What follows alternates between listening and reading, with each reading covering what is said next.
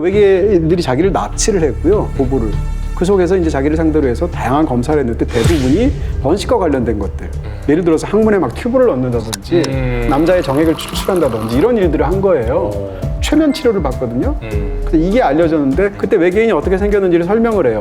근데 그 설명했던 것이 사람들이 외계인을 지금 생각할 때 제일 많이 그리는 모습의 원형이에요. 그 이후로 이 외계인을 지칭하는 게 보통 그레이 외계인이라고 말을 하죠. 회색 외계인.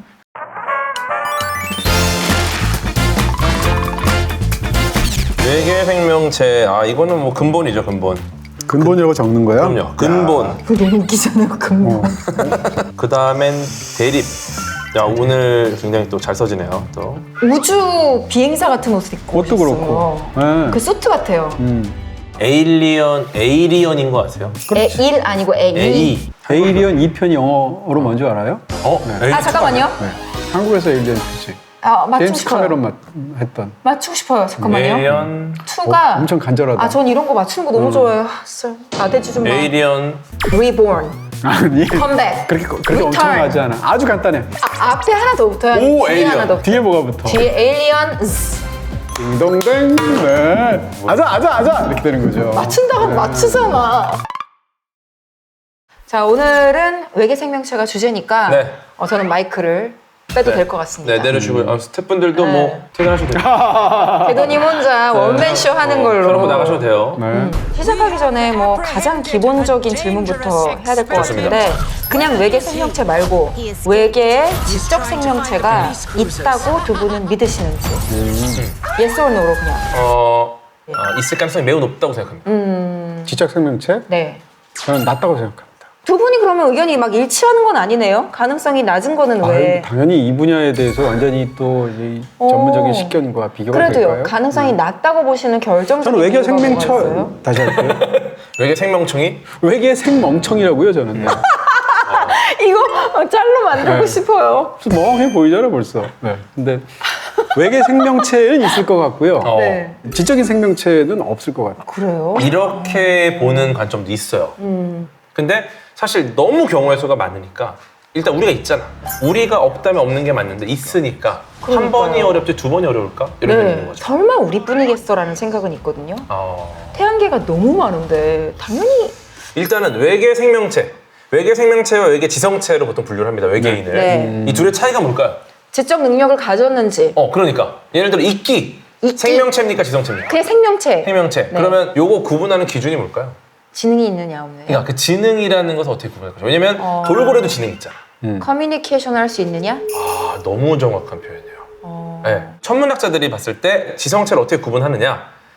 통신이 가능한가가 핵심이에요. 예를 들어 이끼 같은 애들이 막 있어도 우리가 관측을 해도 그들과 커뮤니케이션이 안 되기 때문에 사실상 이제 외계 지성체는 아닌 거죠. 네. 말하는 이끼가 있을 수도 있잖아요. 말하는 이끼 있을 수 있죠. 귀여울 것 같아. 근데 그 말하는 이끼가 말을 했을 때 우리가 걔네랑 커뮤니케이션이 되네, 소통이 되네, 이걸 알 수 있는 그러니까 어떤 방법이 신호 있습니다. 체계가 있어야 되는 거죠. 네. 그래서 이게 핵심인데 그래서 천문학자들이 내놓은 기준이 뭐냐? 수학이에요. 수학을 할 수 있느냐 없느냐. 수학? 네. 그러니까 예를 들어서 연산? 네. 그러니까 수학이 뭐냐면은 우리가 이제 외계인과 소통을 하려면은 어떤 패턴이 있어야 되는데 네. 그 패턴을 가장 심플하게 발견할 수 있는 건 아무래도 수학일 것이다. 자연의 언어를 보통 수학이라고 하니까. 네네네. 예를 들어서 우리가 1이라는 개념은 네. 우리가 발명한 게 아니에요. 자연에 존재하는 겁니다. 그러니까 만약에 지적 생명체가 어떤 언어나 패턴을 자연에서 발견해서 통신할 수 있으려면 이들도 우리처럼 수학을 발견할 수밖에 없는 거죠. 요거에 대해서 굉장히 멋진 답을 한 영화가 바로 1997년도 콘택트. 네. 콘택트. 이게 1985년에 출간한 네. 칼 세이건의 SF 소설을 모티브로 합니다. 사실은 칼 세이건이 영화 개봉 7개월 전에 사망을 해요. 너무 아쉽다. 네. 그래서 이분이 영화 개봉을 너무 기대했는데 아쉽게도 96년도에 사망을 하시고 97년에 개봉한 것을 보지 못했죠. 그만큼 칼 세이건한테 너무너무 중요한 영화였다. 그래서 네. 이 영화 콘택트 초반부에 엘리가 등장을 합니다. 네, 어린 엘리가 등장을 하는데 초반에 명대사가 등장을 해요. 아빠, 우주에 다른 사람이 있을까요? 다른 외계 지적 생명체가 있을까요? 이 질문에 대해서 아빠가 만약에 이 우주에 우리밖에 없다면 신이 공간을 너무 낭비하고 있는 건 아닐까? 이런 이야기를 합니다. 네. 그래서 이게 굉장히 많이 인용이 되는데 외계인을 찾기 위해서 이 엘리, 조디 포스터가 그 거대한 안테나 옆에서 소리를 듣는 것 같은 연출이 있습니다. 네. 그죠? 근데 이 장비에서 소리의 패턴을 찾는 게 이 영화의 초반부의 굉장한 핵심이에요. 근데 이 소리의 패턴이 소수 형태로 등장을 해요. 즉 수학적인 언어인 거죠. 네. 딱딱, 딴딴딴 이렇게 2, 3, 5, 7 이건 어떤 패턴인데 완전 인위적인 패턴일 수밖에 없는 거예요. 자연적으로 소수가 나오기 굉장히 어려우니까. 네. 근데 이 장비, 여기 등장하는 장비가 VLA라는 장비입니다. Very Large Array. 굉장히 직관적이죠, 과학자들. 아주 큰 어레이. 이게 뉴멕시코주에 있고 저 접시의 직경이 27m 정도 됩니다. 굉장히 거대한데 우리나라에도 이런 전파 망원경이 있습니다. 네. KVN이라는 게 있어요. 코리아 VLBI 네트워크입니다. 울산, 제주도 그리고 서울에는 연세대학교에 네, 이렇게 세 대가 있고 요 세 개가 떨어진 거리만큼의 구경을 갖기 때문에 우리나라가 보유한 이 KVN은 우리나라만한 크기의 구경을 갖는 전파 망원경이죠. 네. 우리가 나중에 블랙홀을 찾은 적이 있어요. 블랙홀의 그림자를. 요때 이제 EHT라는 이벤트 호라이즌 텔레스코프를 이용했는데 이게 전파 망원경이거든요. 지구에 있는 전파 망원경을 다 모읍니다. 이 말은 뭐냐? 구경이 지구만 하다. 우와. 어마어마하죠. 그래서 이제 그 다음 단계는 지구보다 먼 거리를 만들어야 돼서 우와. 달에다가 설치하면 이제 달과 지구만한 크기, 그 38만 킬로미터 구경의 망원경이 만들어지는 거죠. 이게 얼마나 좋냐면 만약에 여기서 그 EHT라는 망원경으로다 관측을 하면 워싱턴에 있는 사람이 읽고 있는 신문의 글자를 볼 수 있습니다. 그 정도로 줘요. 그래서 소녀자리 은하단 굉장히 멀리 떨어진 엄청나게 거대한 블랙홀을 찍을 수 있었죠. 이제 평창에 네 번째 정파 망원경이 설치가 2023년에 지어졌고요. 요거까지 되니까 이제 기존보다 성능이 2배 이상 증가한다. 네, 요거 지금 시작하고 있고 요거 때문에 이제 초대 질량 블랙홀이라고 거대한 블랙홀을 찍는 거에 한국도 지금 참여를 하고 있습니다. 대단하죠? 네. 어쨌든 요 콘택트 네. 1997년작 꼭 봐야 되는 영화입니다. 이거는 정말 고전이라고 놓쳐서는 안 되는데 영화 얘기는 하나도 듣지 않았어요, 여태까지. 아, 그러니까 조디 포스터가 영화 얘기 언제 하는 거예요? VLA를 사용하게 되는데 사용하죠. 네. 그렇게 해서 이제 신호를 받고 네. 결국은 외계 지성체와의 컨택트를 이뤄냅니다. 요게 이제 영화의 핵심이에요. 근데 그 과정에 가장 좋아하는 장면이 있는데 투자자들을 설득하는 장면이에요. 네, 엘리가 네. 외계인 찾는 연구를 해요. 네. 근데 너무 안 찾아지니까 돈이 다 끊깁니다. 그러면서 이제 투자자들이 딱 앉아갖고 당신 연구는 공상과학이다. 이렇게 말을 합니다. 그러니까 엘리가 책상을 막 예전에 하늘을 날겠다는 미친 형제가 있었어요.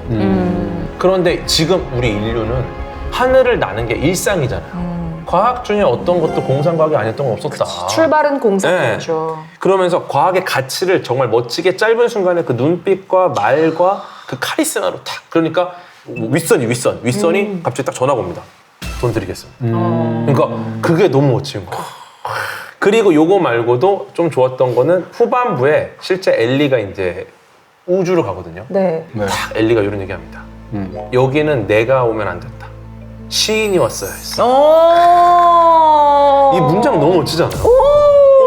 근데 지금 이 자리에 시인이 앉아 있었어야 돼. 이거에 대한 리액션을 좀 시적으로 해주고 싶어요. 너무 멋지잖아요. 이 아름다움을 와. 시인 정도 돼야 표현할 수 있다라는. 너무 멋있죠. 와. 네. 그래서 어쨌든 이 영화 콘택트의 마지막으로 가면은 외계의 지성체가 우리한테 어떤 특별한 아이디어를 주는 것도 굉장히 탁월한 방식으로 주고요. 재밌는 게 여기에 남자 주인공이 그 인터스텔라의 쿠퍼 박사입니다. 네. 매튜 맥커너헤이. 네. 네. 이 쿠퍼 박사가 97년작 콘택트에서는 종교인으로 등장을 하고요. 네.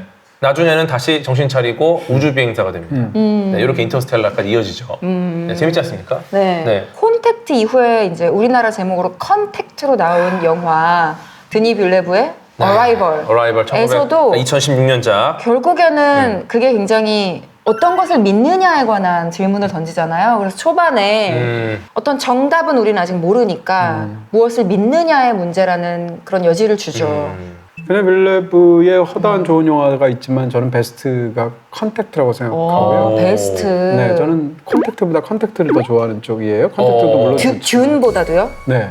듄도 드니 빌레브 감독 아닙니까? 그렇죠. 어쨌건 이 드니 빌레브의 이 컨택트를 보면 굉장히 지적인 SF라는 생각이 들기도 하고 이게 일단 영화적으로 본다면 주인공이 이제 이 언어학자인 여성이잖아요. 에이미 애덤스가 연기했던. 네. 어느 날 강의하러 딱 가다 보니까 학생들이 별로 없고 강의실에서 학생들도 괜히 딴짓을 한 것 같고 그래서 왜 그러느냐라고 했을 때 학생들이 지금 뉴스 좀 켜봐라 이렇게 얘기를 하게 되죠. 뉴스를 켜보니까 세계 각 곳곳에다가 그런 우주선이 도시의 그 상공에 떠 있는데 떠 있기만 하면서 아무것도 안 하는 거죠. 그 상황에서 전 세계가 이제 패닉 상태에 있는데 48시간 동안 움직임도 없어요. 이런 상황에서 영화가 이제 펼쳐지기 시작하고요. 이제 보통 일반적인 SF 영화에서 외계인이 온다라고 한다면 그 외계인과 접촉을 해서 좋은 일을 하거나 아니면 외계인을 맞서서 싸우거나 이렇게 했을 때 언어적인 소통에 대해서는 기본적으로 소통이 된다라는 전제를 깔고 있어요. 외계인은 도착하자마자 영어로 얘기하죠. 바로 영어 쓰죠. 역시 영어를 잘하긴 잘해야 돼요. 외계에서까지 통하니까. 맞아요. 네. 그런데 사실은 이 영화는 거기서부터 근본적인 의문을 갖는 거죠. 외계인이 왔다? 과연 소통을 어떻게 할 것인가? 라는 부분일 텐데 가장 달라붙어야 되는 최고의 전문 인력 둘 중에 하나를 언어학자로 상정한 영화란 말이에요. 너무 흥미로웠어요. 언어학자, 물리학자. 네. 이 영화를 딱 보면 처음에 20분 동안 이 우주선이 나와서 전 세계가 완전히 패닉 상태에 들어가는데 20분 동안 우주선을 안 보여줘요. 주인공의 시각에서. 그 주인공이 그 2명 중에 1명으로 전문 인력으로 픽업이 되고 한 20분쯤 지나면 헬기를 타고 가는데 저기 구름 멀리에 컨택트 렌즈를 세워놓은 것 같은 우주선이 있죠. 반으로 접어서 세워놓은 것 네. 같은. 약간 그걸 금속 딱 바나나 보면서. 느낌. 네, 그 20분 만에 나오거든요. 맞아요. 그리고 나서 외계인 접촉하는데 10분이 더 걸려요. 30분이 더 지나면 처음으로 외계인을 만나게 되는데 외계인을 만나러 가는 과정을 하나도 생략을 안 해요. 그렇게 해서 방호복을 입고 번거롭게 또 이렇게 차를 타가지고 여기 우주선 밑에까지 가고 그 다음에 기중기를 통해서 또 올라가고 수직이 수평으로 바뀌고 이렇게 한 다음에 이제 뭘 해야 되죠? 하면 그들이 올 겁니다. 이렇게 딱 말을 한 다음에 저쪽에서 네. 정말 어라이벌 장면을 보여주는 거죠. 그렇습니다. 두 그 외계의 생명체, 지적인 생명체가 나타나는 순간 그 장면이 딱 끊기죠. 이런 어떤 타이밍이나 연출 방식까지 너무 훌륭한데 일단 이 국방부에서 이제 언어학자를 데려왔으니까 요구하는 건 그런 거예요. 아니 왜 지구에 왔는지에 대해서 한번 물어봐봐 라고 했는데 왜 지구에 왔는지 물어봐 라는 것을 그들에게 왜 지구에 오셨어요? 라고 물어보려면 질문이 뭔지를 인식시켜야 되고 그쵸. 네. 의도가 뭔지에 대해서 알려줘야 되고 서로 어휘가 통해야 되고 맞아요. 등등해. 그다음 또 당신들은 지구에 왜 왔습니까? 라고 할 때 그 당신이 너희 둘을 얘기하는 게 아니라 너희들을 포함한 종족 자체라는 걸 또 인식시켜줘야 되잖아요. 대답도 알아들어야 되고. 그렇습니다. 이런 부분에 있어서 국방부에서는 그들의 말을 해독하라고 하지만 해독하기 위해서 먼저 그들에게 언어를 가르쳐야 되는 거예요. 그게 더 빠르다고 네. 표현을 하죠. 그 지난한 과정을 영화가 다 보여주는데 맞아요. 그게 영화가 너무 재밌는 거예요. 이런 측면에서 하게 되고 또 한 가지 이 영화가 토대하고 있는 재밌는 아이디어가 미래를 기억한다. 라는 굉장히 재미있는 아이디어죠. 기억이라는 것은 기본적으로 과거를 향한 것인데 미래를 어떻게 기억해?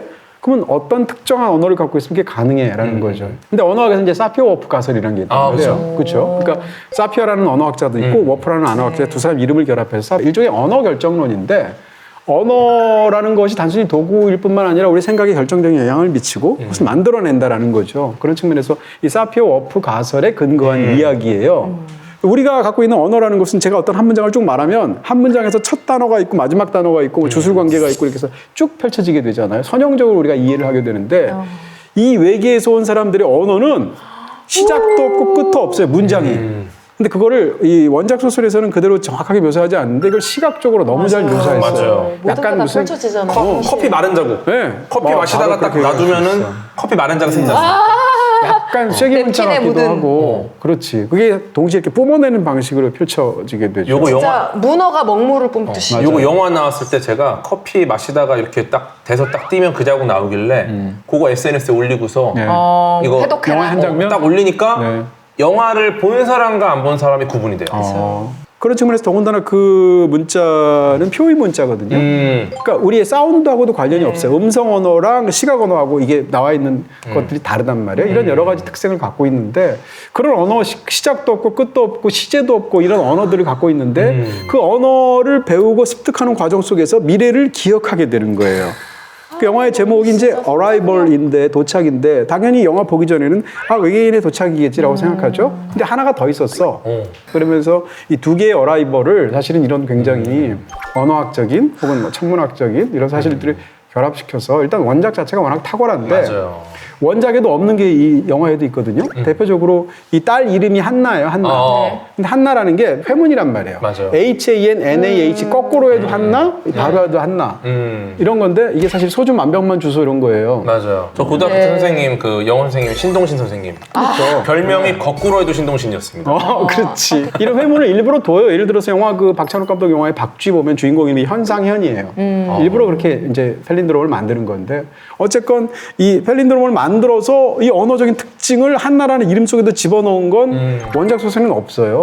영화에만 있어요. 이름을 바꿔서 일부러 회문을 만드는 거예요. 영화적으로 맞아요. 너무나 리얼리티 있게 여태까지 SF 이런 영화를 본 적이 있나? 라는 생각이 들 저도요. 정도로 시각 표현이 너무 탁월하게 우아하죠. 만든 맞아요. 걸작이라고 생각해요. 사실 막 외계 생명체가 등장하고 이러면은 막 무섭고 징그럽고 기괴하고 이런 게 많았는데 아름답게 표현되잖아요. 그리고 약간 그 전까지는 왜 외계 생명체는 다 이렇게 문어같이 생겼지? 다 문어같이 생긴 게 많이 등장하잖아요. 크라켄같이 생긴 그만큼 게. 문어가 지능이 높다는 뜻이죠. 문어가 지능이 높으니까 그럴 수 있겠다라고 생각을 막연하게 했었는데 아 글씨를 쓰니까 문어가 먹물을 뿜으려면. 문자잖아요. 글을 쓰는 생선. 인류가 외계인을 상상하게 된 게 본격적으로 상상한 게 19세기부터란 말이에요.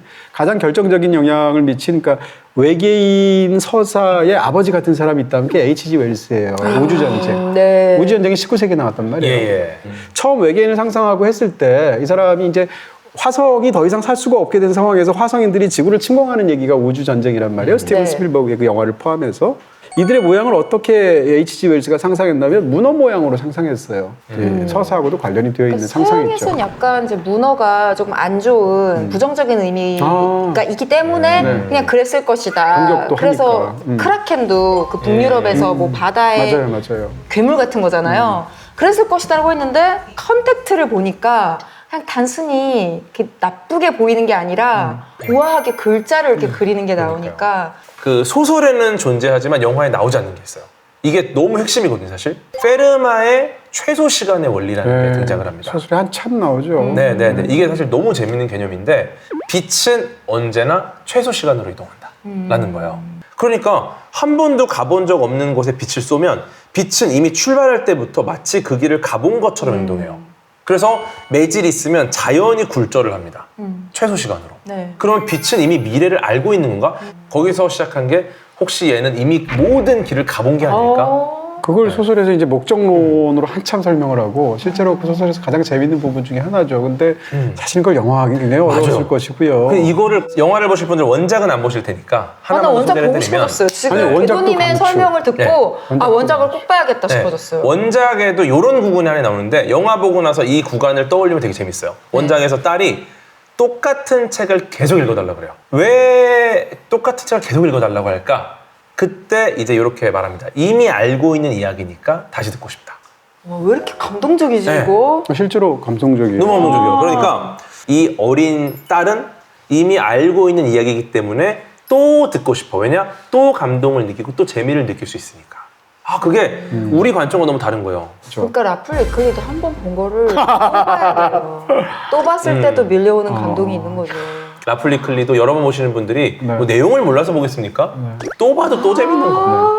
라플리크리도 처음도 없고 끝도 없어. 중간부터 봐도 되고요. 돌려봐도 되고 그냥. 맞아요. 네. 그리고 지금은 이제 어쨌거나 그 접촉에 대한 이야기를 많이 했잖아요. 근데 일반적으로 많이 나오는 콘텐츠는 기본적으로 대립을 많이 다루죠. 그러니까요. 네. 그렇죠. 혹시 아마게돈 아세요? 네, 리브 타일러. 아닙니다. 영화요? 아니면 아마게돈이라는 네. 만화책이 있습니다. 이현세? 네. 네. 레전드 오브 레전드 이현세 작가님의 작품인데 네. 네. 평범한 고등학생인 오해성 22세기로 간 다음에 초인전사로 각성해서 22세기 지구를 정복하러 온 외계인 군단과 싸우는 내용이에요. 굉장히 좀 익숙한 내용인데 이럴 수 있는데 저는 되게 좋았던 아이디어는 뭐냐면은 지구의 문명이 어떻게 시작했는가 그 근원에 대한 이야기를 살짝 합니다. 그게 지구의 이 많은 것들을 진화시켜온 존재가 슈퍼컴퓨터였다 사실은 그런 이야기거든요. 야, 그 오래전에 굉장히 획기적인 아이디어로 어떤 문명의 근본을 좀 이야기하지 않았나. 그러면은 좀 질문을 해보고 싶은데 네. 이렇게 외계 지적 생명체가 있다고 쳤을 때 네. 우리에게 우호적일까요? 아니면 적대적일까요? 기본적으로 과거에 보이저를 발사하던 시절에는 우리 지구의 정보를 이렇게 많이 담아서 보내면 큰일 나지 않냐? 우리의 존재를 들켜선 안 된다라는 게 굉장히 컸어요. 우리가 여기 있다는 게 드러나면은 우리를 노예화, 식민지화 할 것이다. 절멸될 수도 네. 있고요. 그런데 제가 영국의 굉장히 유명한 천문학자 마틴 리스라는 분을 직접 만난 적이 있는데 네. 이런 말씀하셨어요. 만약에 공격적이고 굉장히 호전적인 문명이라면 네. 이미 스스로 자멸할 가능성이 높다. 오. 네. 충분히 시간을 들여서 문명을 발전시킬 수 있다면은 그들은 아마도 호전적이지 않을 가능성이 높다. 설득력이 되게 있네요. 좋은 네. 설명이네요. 아까 말씀하신 대로 뭐라고 할까요? 지구에 어떻게 인간들이 이런 문명을 이루고 생겨났을까에 대한 굉장히 많은 것들이 물론 아마게돈도 있겠지만 무슨 신의 지문 같은 그런 책들도 있고 그레이엄 행콕 같은 사람들 이런 사람들을 비롯해서 많은 사람들이 그런 걸 주장했단 말이에요. 인류가 문명을 발달시킨 것이 갑자기 어떻게 무에서 유가 생겨났느냐에 대해서 외계 훨씬 더 뛰어난 그런 지적 생명체들이 와서 뭐 전수했다거나 가르쳤다거나 네. 슈퍼컴퓨터를 썼다거나 이런 거죠. 이런 영화 너무 많아요. 최근에 무슨 이터널스 같은 마블 영화 보시면 그렇죠, 그렇죠. 메소포타미아 문명을 일으킨 게 이터널스잖아요. 또 최근에는 이제 프로메테우스 프로메테우스. 같은 맞아요. 네, 이런 영화들도 있고. 인류 기원에 대한 그러니까요. 이야기를 한 영화 프로메테우스죠. 프로메테우스 얘기하려면 우리 외계 생명체에서 도저히 빼놓을 수 없는 이 에일리언 시리즈를 방대하게 같이 다뤄야 될 것 같은데요. 맞아요. 에일리언 시리즈 리들리 스콧 감독 그리고 이제 2편은 또 말씀하신 제임스 카메론 감독이고 3편은 바뀌었는데 데이비 핀처. 예. 아. 주제 의식도 바뀌고 분위기도 바뀌고 조금씩 바뀝니다. 왜냐면 감독이 바뀌니까. 네. 근데 매 회차가 이렇게 임팩트인 영화가 쉽지 않아요. 시리즈. 4편도 훌륭해요. 네, 네. 다 훌륭해요. 영화가 계속 대박이 나니까 여주인공인 시고니 위버 이분은 계속 출연합니다. 심지어 죽어도 다시 나오고 4에서는 복제인간으로 다시 나옵니다. 네. 1편이 1편은 70년대에 나왔어요? 네. 도저히 70년대에 나온 것 같지가 않고 맞아요. 어떻게 이렇게 잘 만들었을까? 리들리 스코트가 30대에 만든 건데 대단한 거죠. 그때는 컴퓨터 그래픽이 영화에 제대로 도입되기 전이에요. 보통 컴퓨터 그래픽이 영화에 도입된 효시 같은 작품을 80년대 초반에 나왔던 그 트론이라는 작품으로 보통 얘기하거든요. 그러니까 CG가 제대로 쓰이지도 않은 시절에 에일리언 영화를 만든 거예요. 진짜 대박이다. 뭐 예를 들면 미니어처를 만든다거나 스톱모션을 쓴다거나 이런 많았죠, 것들이죠. 그런 게. 그걸 또 디자인한 사람이 H.R. 기거라고 굉장히 유명한 사람인데 그걸 만들어냈다는 것 자체가 너무 놀라운 부분이 있죠. 에일리언 시리즈 지금 봐도 굉장히 세련된 특수효과인데 네. 요 당시랑 비교하면은 네. 특징이 있어요. 어떤? 이쪽에서는 워낙에 특수효과 여러 장치들이 부족하다 보니까 전반적으로 어둡습니다. 그래서 호러랑 잘 맞아요. SF가 호러랑 연결되면 어두운 게 어쨌거나 당위성이 생기니까. 근데 요즘 나오는 SF들 특징이 네. 굉장히 밝아요. 장비들도 다 보여줘요. 내부도 다 보여주고. 다시 시작으로 가서 그러면은 에일리언이라는 건 도대체 왜 만들어졌을까? 그거에 대한 답을 하는 영화가 바로 프로메테우스라는 영화입니다. 그 신들로부터 불을 훔쳐서 인간에게 선물해 준 게 프로메테우스잖아요. 네. 신들로부터 무언가를 훔쳐서 인간에게 준 조물주에 대한 비유. 이것도 사실 영화에서 많이 나오고 그럴 수 있는데. 엔지니어라고 하잖아요. 근데 이 프로메테우스라는 이름 자체는 불을 훔친 프로메테우스가 아니라 프랑켄슈타인. 그 원제가 모던 프로메테우스였거든요. 거기서 차용을 했다고 하더라고요. 그래서 창조주와 피조물의 관계가 이 영화에서 계속 나옵니다. 조물주, 그 프로메테우스 영화 초반부에 나오는 그것과 관련된 다른 종을 만나려고 먼 길을 걸어온 분들이 네. 조물주를 보자마자 벌어지는 일들. AI 로봇 데이빗, 인간이 나를 만들었지만 나도 무언가를 만들고 싶으니까 검은 액체, 네. 정체를 알 수 없는 그걸 이용해서 또 새로운 실험을 하죠. 네.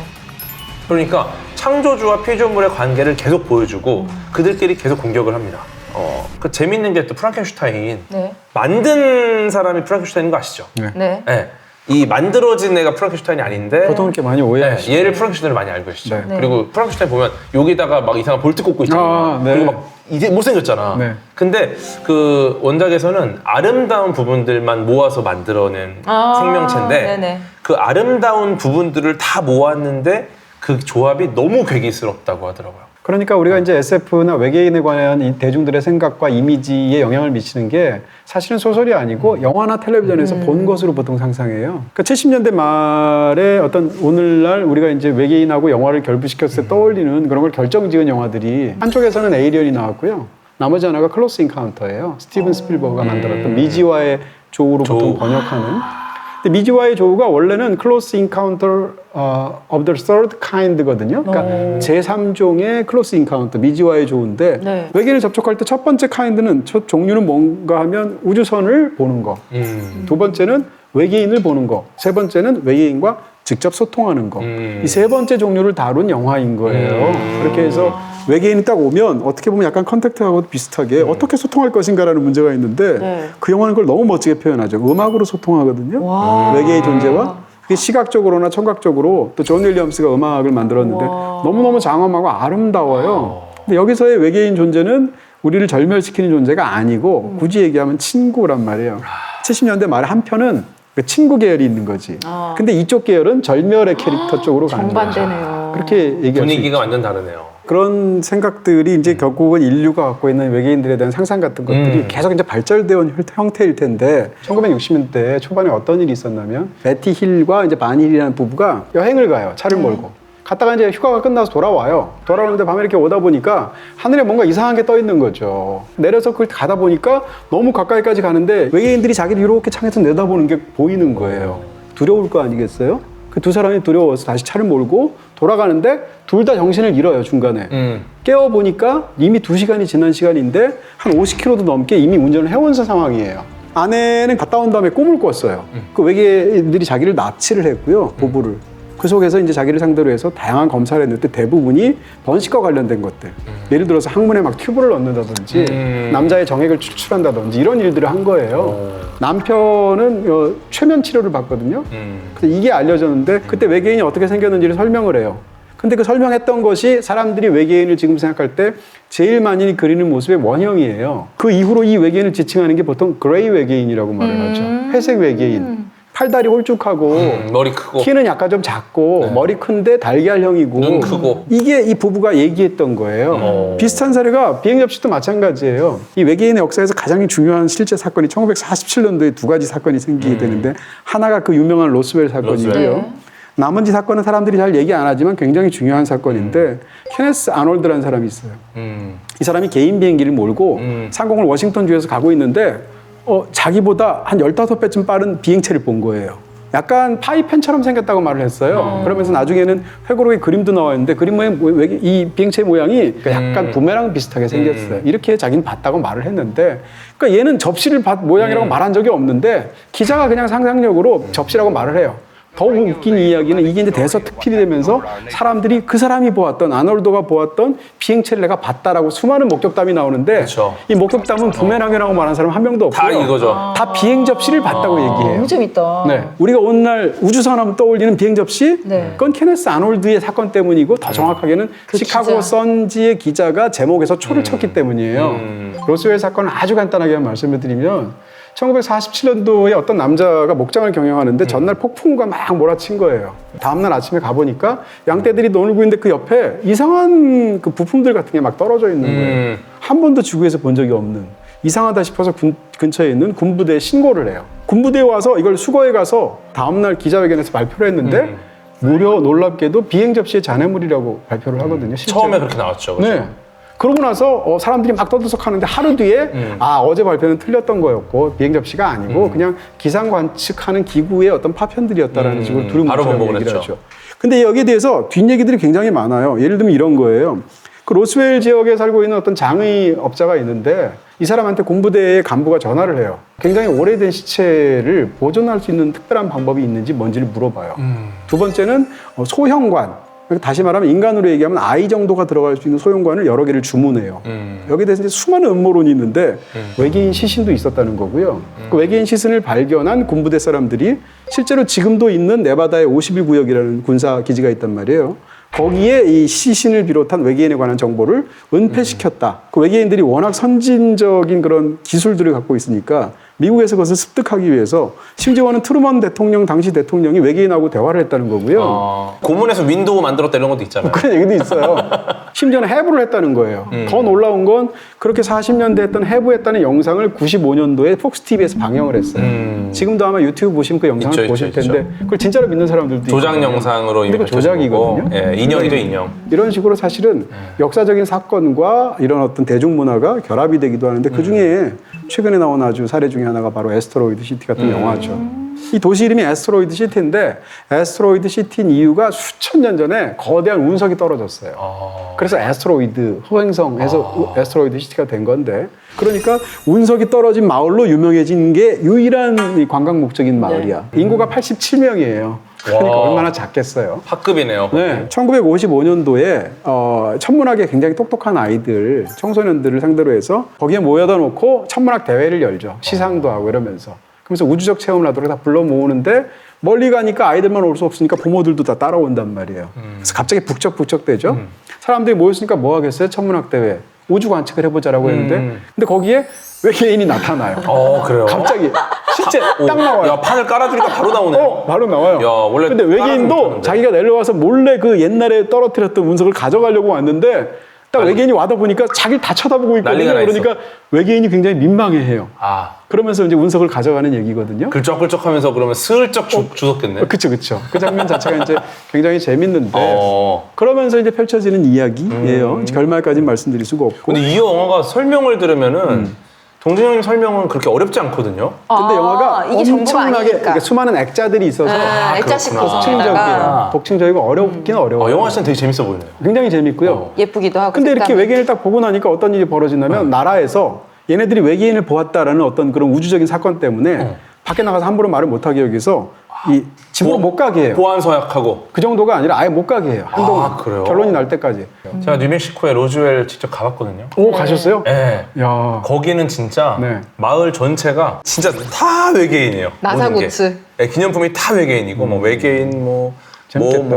다 사실 뭐 51구역 같은 경우는 뭐 제일 유력한 가설은 군사시설이다 보니까 다른 나라와는 굉장히 격차가 큰 기술 연구하는 분야가 있을 수 있거든요. 네. 뭐 어떤 제트기일 수도 있고 어떤 무기일 수도 있고 그러다 보니까 그걸 보안을 강하게 하다 보니까 워낙 이게- 베일에 가려져 예. 있다 보니까. 그래서 아마 가장 유력한 가설이야. 반대로 두 가지로 얘기하는 거죠. 실제로 외계인이 왔는데 미국이 은폐하고 있다라는 게 첫 번째 가설이고 또 다른 가설은 더 미국이 엄청난 가공할 만한 무기를 만드는데 이게 걸리게 생겼으니까 외계인 얘기를 일부러 풀었다. 네, 위장막으로. 반대로 그럴 수 그러니까 있죠. 서로 전혀 다른 네, 두 가지의 네. 음모론이 있는 거죠. 사실 요거는 제가 좀 짚고 넘어야 될 게 네. 그 과학에서 가장 낮은 수준의 어떤 증거는 사람의 증언이에요. 네. 어떻게 보면 외계인이 갑자기 사라지지 않았을 거 아니에요. 만약 있다면 그러면은 지금처럼 블랙박스가 굉장히 잘 돼 있고 모두가 이제 이동식 카메라를 갖고 다니는 상황이잖아요. 스마트폰이 있으니까.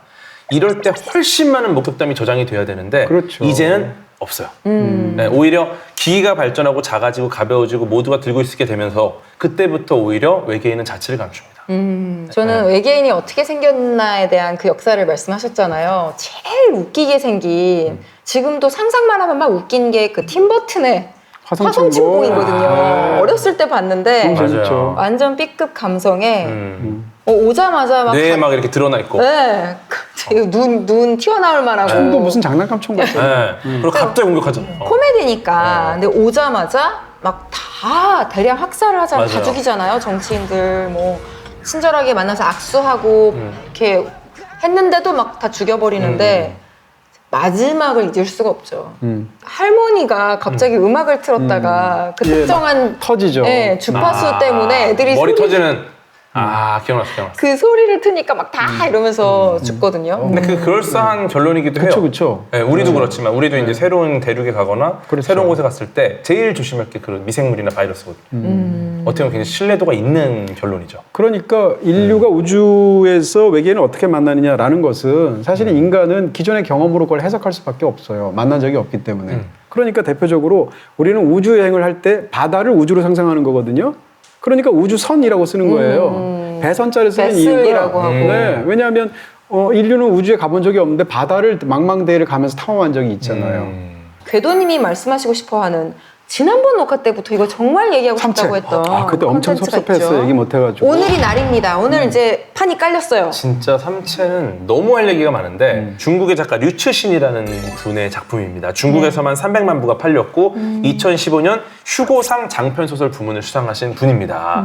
네, 그래서 이 작품이 그 넷플릭스 드라마로 나온 거죠. 네. 근데 지구로부터 4.2광년 떨어진 태양을 제외한 가장 가까운 별, 거기 있는 행성에서 온 외계 지성체와의 조우를 그린 작품이에요. 그 삼체를 보시면은 별 3개가 등장을 하고 행성이 등장을 해요.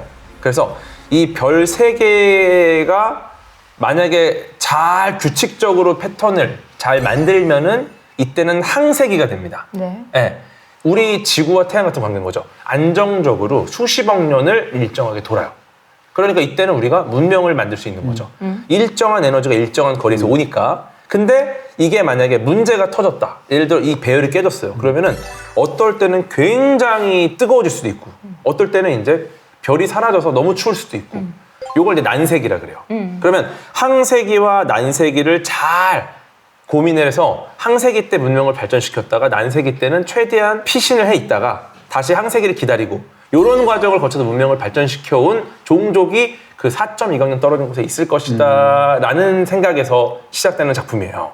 일단 이 컨텐츠의 제목이 삼체입니다. 삼체. 네. 그러면 보통 이제 삼체 문제라고 해서 네. three body problem이라고 해요. 이게 뭐냐면은 질량이 있는 물체들 사이에 어떤 해를 찾는 겁니다. 네. 네. 그래서 예를 들어서 뭐 이체 문제. 이체 문제는 뭐냐면은 지구와 태양. 물체가 두 개죠. 그럼 바디가 두 개니까 이체입니다. 네. 혹은 지구와 달. 요 사이에서 해를 구할 수가 있어요. 그러니까 수식적으로 유도해서 구하는 게 가능해지는 거죠. 네. 그래서 이제 보통 아날리틱 솔루션이라고 하는데 해석적인 해를 구할 수가 있다. 그런데 여기에 물체가 하나 더 붙어요. 그럼 삼체가 됩니다. 네. 그러면 태양, 지구, 달 이 세 개의 물체 사이의 관계는 해석적인 해를 구하지 못해요. 그래서 삼체 문제는 솔루션이 없습니다. 해가 없어요. 이거를 뉴턴이 삼체 문제를 풀다가 불면증에 시달립니다. 그래요? 네, 왜냐면 해가 없다는 걸 모르고 될 거라고 생각했어. 이게 해를 구할 수 없다라는 건 이후에 프랑스의 수학자 앙리 푸엥카레가 증명해요. 그래서 이제 삼체라는 제목을 붙였는데 실제로는 행성 하나를 더 계산해야 되니까 지구, 태양, 달 계산하듯이 항성 3개와 이 행성, 삼체인이 사는 행성까지 해서 사체 문제라는 거죠. 네, 더 어려워지죠. 근데 어쨌든 삼체 문제가 해가 없으니까 3개의 별의 위치를 계산하는 게 어렵다는 거예요. 굉장히 네. 불안정하고 네. 뭐 하나가 조금만 바뀌어도 바로 궤도가 바뀝니다. 그러니까 예를 들어 태양이 우리 코앞에 있어. 다 타 죽겠죠.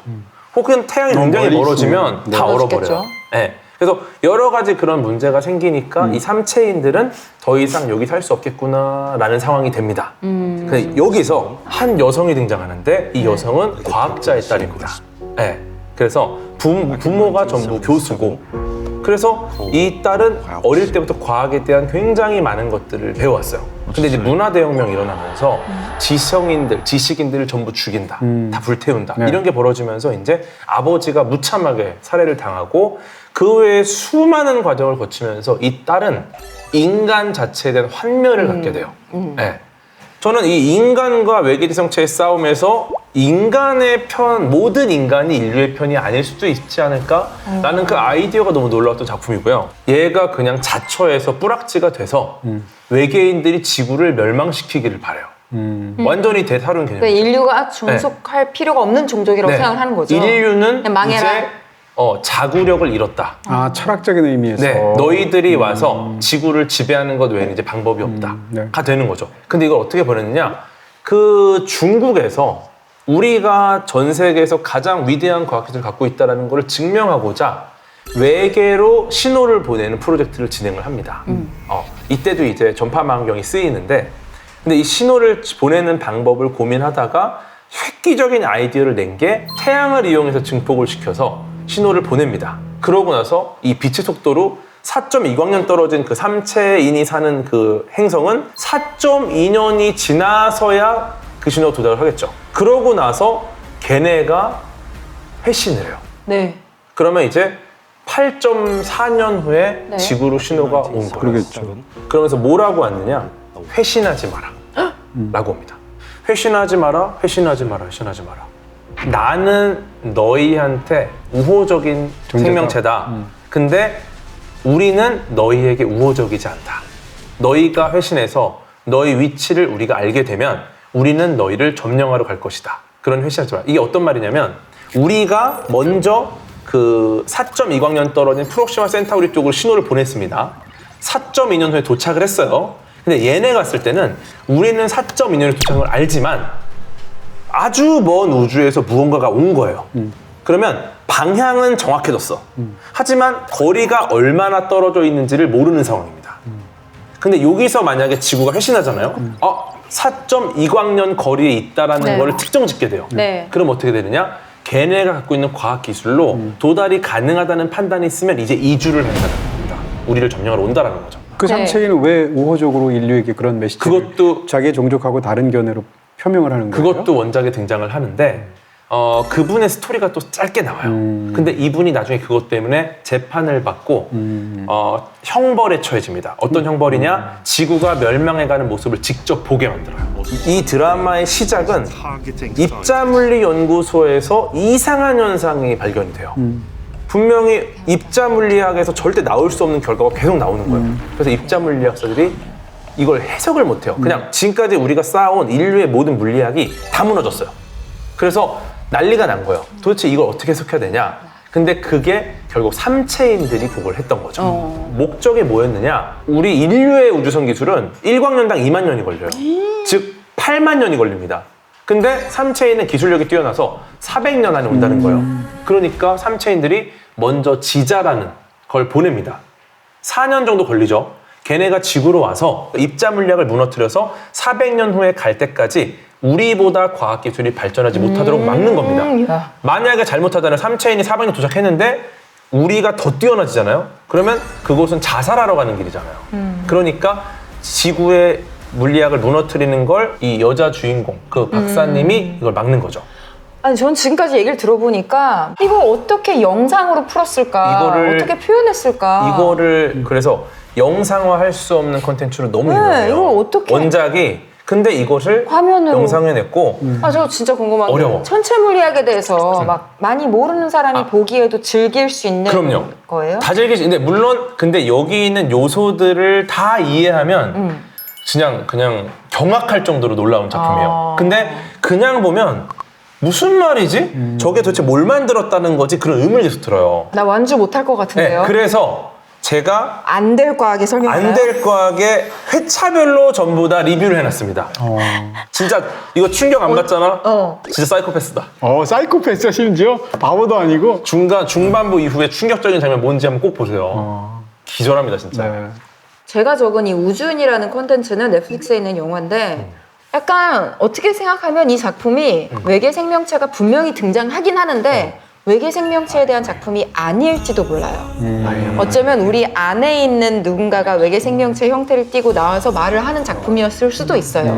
그만큼 조금 철학적이고 명상적인 작품인데 아담 샌들러가 지구에서 대표로 뽑혀서 초프라 구름에 샘플을 채취하러 가요. 이 주인공의 경우는 아내가 있고 아내가 마침 임산부예요. 지금 임신을 해 있는데 시기가 좀 쉽지 않은 시기네요. 남편이랑 이제 오랫동안 떨어져 있고 하면서 사실 원래 문제가 없는 부부였으면 아무리 떨어져 있어도 전혀 상관이 없지만 그 원래 가지고 있던 문제가 멀리 떨어져 나오니까 그 문제에 대해서 바라보게 되는 거예요.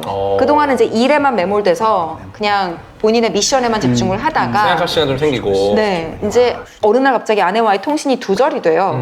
관리하는 부처에서는 이 아내의 어떤 충격적인 소식을 전달을 하면 미션에 지장이 생길까봐 이 영상을 전달을 안 해요. 그러니까 이 아담 샌들러 입장에서는 왜 연락이 없지? 아내가 전화도 안 받고 그러면서 막 잠도 못 자고 불면증에 걸리고 헛것을 보기 시작하고 근데 그때 이제 외계 생명체가 약간 거미같이 생긴 생명체가 나오고 굉장히 차분한 마치 잠 안 올 때 듣는 영상 속의 목소리 같은 음성으로 ASMR 해줘요? 네, 대화를 계속해요. 영어로. 영어를 되게 잘하고 당신들을 이해하기 위해서 내가 이런 언어들을 공부했다라고 하면서 부부의 문제에 대해서 다시 이렇게 꺼내보게 만들죠. 그래서 굉장히 고독한 공간에서 고립된 공간에서 좀 생각하는 기회가 되는 그런 영화인데 계속 그 외계인이 약간 오은영 박사님처럼 이야기를 해주면서 생각을 전환시키죠. 지금 쓰셨지만 우주인만큼 조용한 영화 에드 아스트라.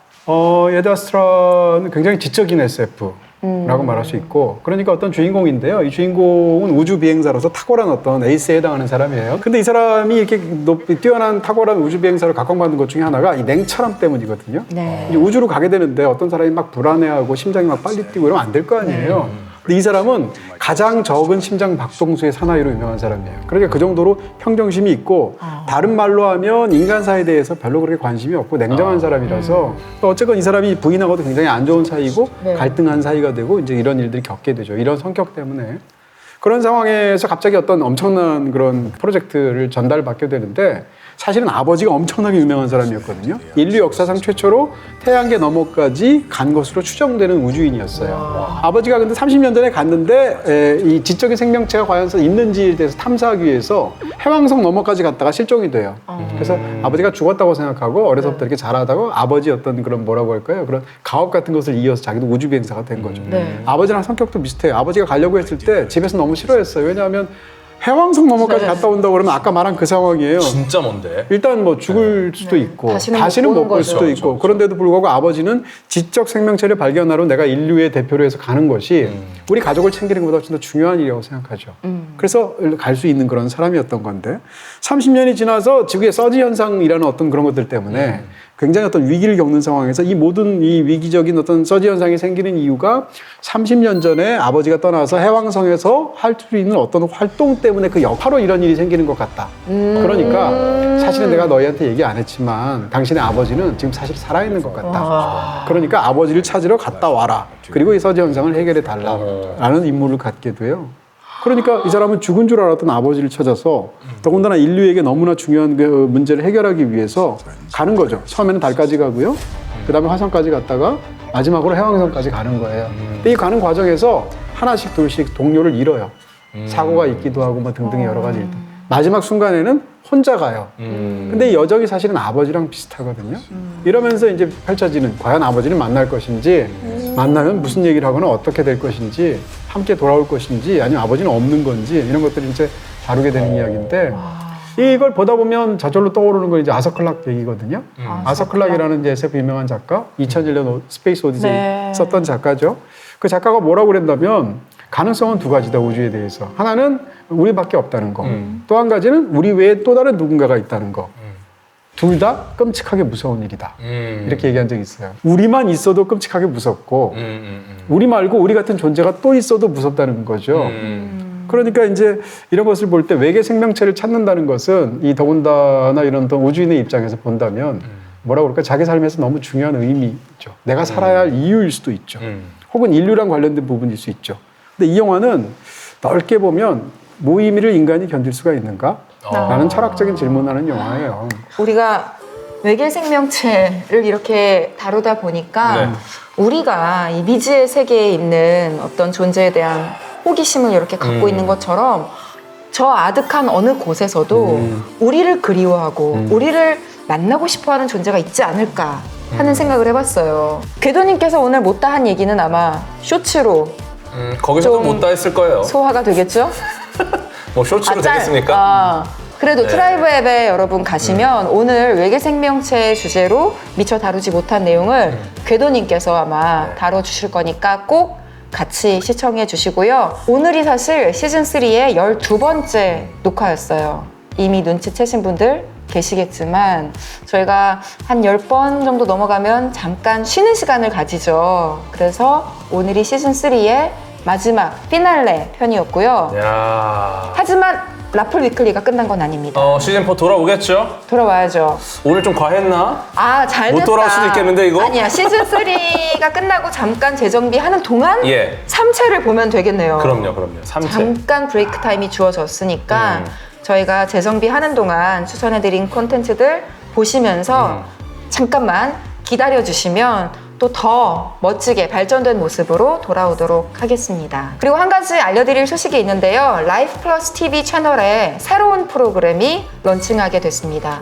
바로 라이프 플러스 피플이라는 프로그램인데요. 여러분께서 만나고 싶어하는 인물을 한 주에 한 분씩 초대를 해서 대화를 나눠보는 그런 프로그램입니다. 첫 번째 게스트로는 시내 21의 대표 영화 평론가인 김혜리 기자님이 게스트로 출연을 하고요. 첫 번째 편이 있기 전에 영회 프롤로그 편이 있습니다. 이 프롤로그 편에는 누가 출연하는지 아세요?